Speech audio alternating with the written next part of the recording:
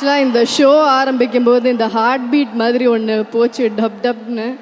சத்தியமாக இப்போ இந்த மேடையில் நிற்கும்போது எனக்கு அப்படி தான் ஃபீல் ஆகுது. நான் அட்டென்ட் பண்ணியிருக்கிறதுலையே பெரிய ஆடியோ லான்ச் இதுதான். இந்த வாய்ப்பு எனக்கு கொடுத்த சன் பிக்சர்ஸின் கலாநிதி மாறன் சார், என் ஃபேமிலிக்கு எனக்கு பெரிய பெரிய தேங்க்யூ சார், எனக்கு இந்த வாய்ப்பு கொடுத்ததுக்கு.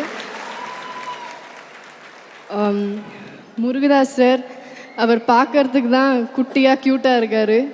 பட் அவரோட விரலுக்கு பின்னாடி, அவரோட எழுத்துக்கு பின்னாடி நிறைய பெரிய விஷயங்கள் இருக்குது. அதை நீங்கள் பார்க்க போகிறீங்க.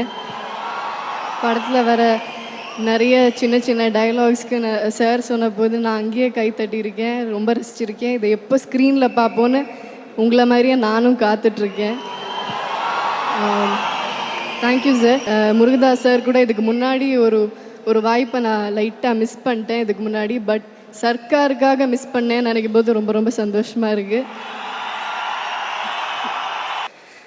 நீங்கள் அங்கேருந்து எப்படி ரசிச்சிட்ருக்கீங்களோ அதே மாதிரி தூரத்துலேருந்து நானும் இவரை ரசிச்சிருக்கேன். ஆனால் இன்றைக்கி மேடையில் நின்று அவரை பற்றி பேசுகிறதுக்கு ஒரு வாய்ப்பு கிடச்சிருக்கு. அவர் கூட ஒரு படம் முடித்து 2வது படம் முடிச்சிருக்கேன், இளைய தளபதி விஜய். இப்போ தளபதி விஜய் சார், பட் நம்மளுக்கு எப்பவுமே அவர் இளைய தளபதி விஜய் சார் தான்.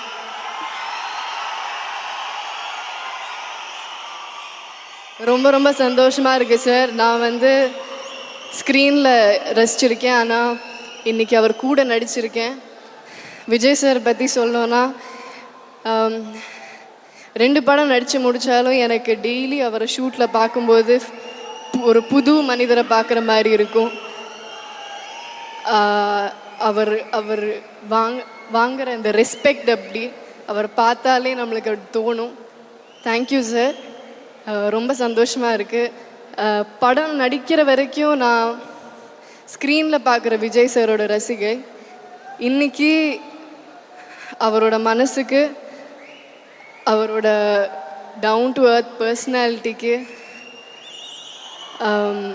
நான் அதுக்கு என்ன சொல்கிறதுன்னு தெரில.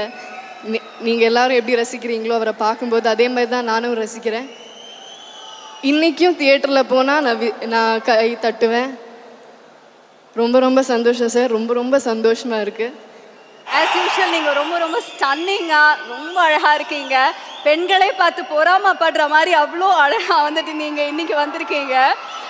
அதுக்கு எல்லாத்துக்கும் மேலே நீங்கள் ஒரு கம்ப்ளீட்டான ஆக்ட்ரஸாக இருக்கீங்க.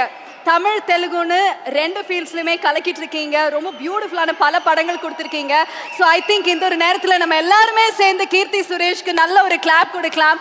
ஸோ இதே மாதிரி நல்ல படங்கள், நல்ல கேரக்டர்ஸில் நீங்கள் நடித்து கொண்டே இருக்கணும்.